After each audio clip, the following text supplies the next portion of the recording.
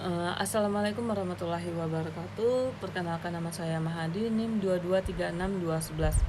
Nah, kali ini saya akan membahas tentang analisis aplikasi Halodoc berdasarkan komponen IMK dan usability.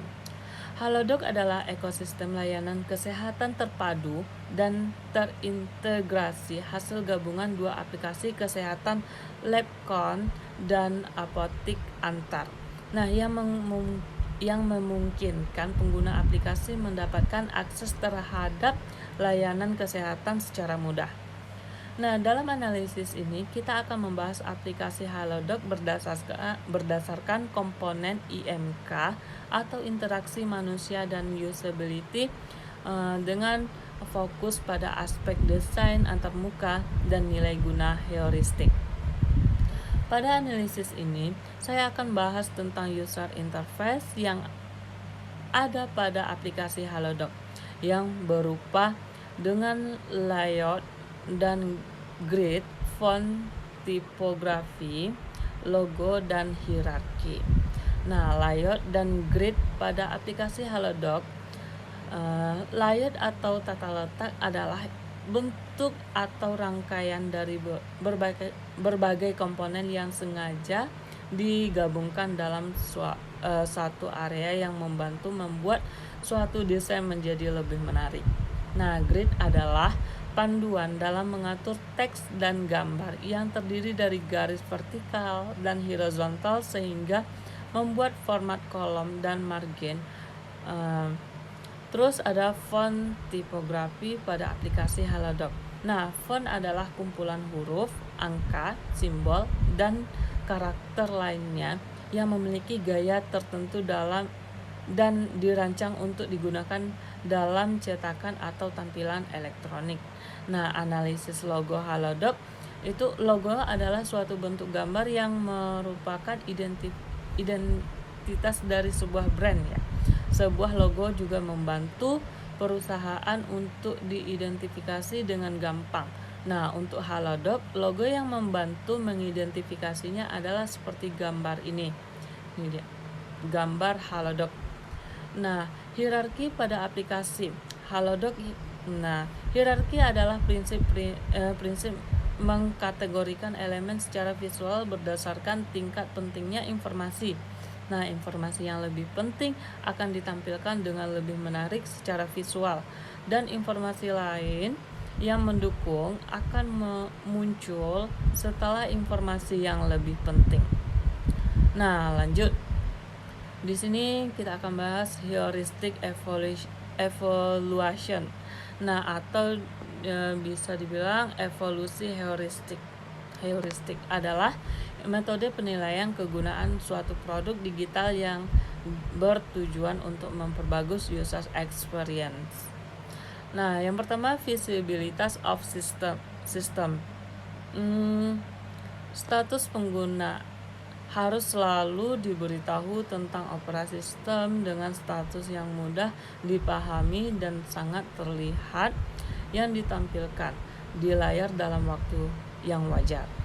Nah, untuk dapat menggunakan sistem dengan lebih leluasa, terkadang pengguna harus login atau mendaftarkan akunnya terlebih dahulu pada website Halodoc ini. Menyediakan fitur login cukup dengan menggunakan nomor ponsel yang nantinya digunakan untuk verifikasi. Nah, yang kedua itu adapun step wizard atau dynamic brand group. Nah, brand group adalah salah satu elemen yang penting dalam website yang fungsinya untuk menunjukkan letak spesifik suatu halaman pada website. Nah, brand group ini pada website Halodoc terletak pada bagian paling atas halaman website setelah bar utama. Yang ketiga, match the system to the real world gambar. Nah, ini dia. Ini tersebut merupakan salah satu contoh penerapannya ikon penyakit asma dan juga vaksinasi pada sistem.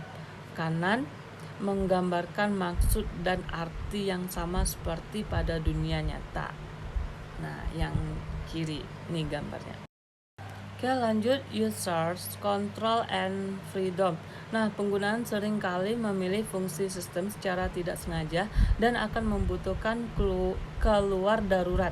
Nah, yang ditandai dengan jelas untuk meninggalkan keadaan yang tidak diinginkan tanpa harus melalui dialog yang diperpanjang. Nah, yang kelima itu konsistensi and standard. Nah, desainer UI perlu memastikan bahwa elemen grafis dan terminologi dipertahankan di seluruh platform yang sama.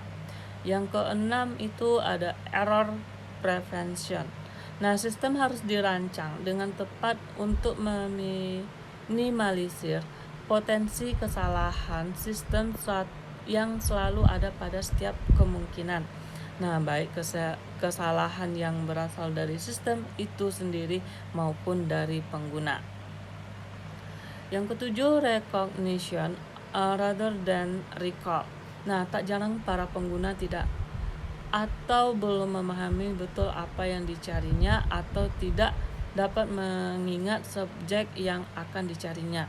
Nah, oleh karena itu, untuk memudahkan pengguna mengenali sistem, dapat disiasati dengan memberikan beberapa pilihan opsi yang terkait dengan memasukkan beberapa kata kunci. Nah, yang kedelapan, flexibility and efficiency. Nah, of use. Nah, dengan meningkatnya penggunaan, muncul permintaan untuk interaksi yang lebih sedikit yang memungkinkan navigasi lebih cepat. Yang kesembilan ada help user with errors. Nah, pesan kesalahan harus selalu dinyatakan dalam bahasa sederhana untuk memastikan tidak ada yang hilang dalam terjemahan. Pesan kesalahan yang diberikan sistem sudah cukup sederhana untuk dimengerti oleh pengguna. Yang ke-10 ada yang terakhir ada help and documentation. Nah, harapan pengguna menggunakan sistem atau aplikasi tentunya dapat menyelesaikan masalah dan pekerjaannya. Untuk membantu mereka dalam menyelesaikan masalah atau pekerjaannya perlu diberikan fitur bantuan dan dokumentasi dari kemungkinan kesalahan dalam penggunaan. Nah, lanjut. Di sini berdasarkan evaluasi dari pengujian usability kepada 3 partisipan pengguna baru dan 3 partisipan pengguna lama dari aplikasi Halodoc, kemudian dibuat rencana desain usulan sebagai bahan rekomendasi perbaikan berdasarkan prinsip desain 8 Golden Rules. Nah, hasil dari evaluasi desain usulan mendapatkan peningkatan pada nilai usability-nya, yaitu pada kriteria learnability bernilai 1,62 menurun menjadi 1,13, kriteria efisiensi sebesar 89,97% naik menjadi 100,0% kriteria, dan terus kriteria memorability rata-rata jumlah langkah dan rata-rata klik dari 33 langkah dan 29,33 klik menjadi 27,33 langkah dan 23,33 klik. Nah, kriteria error mendapatkan nilai 6,48% menurun menjadi 0%, serta pada kriteria satisfaction mendapatkan nilai 8,3 meningkat menjadi 90,8. Nah, yang berarti sudah juga di atas rata-rata.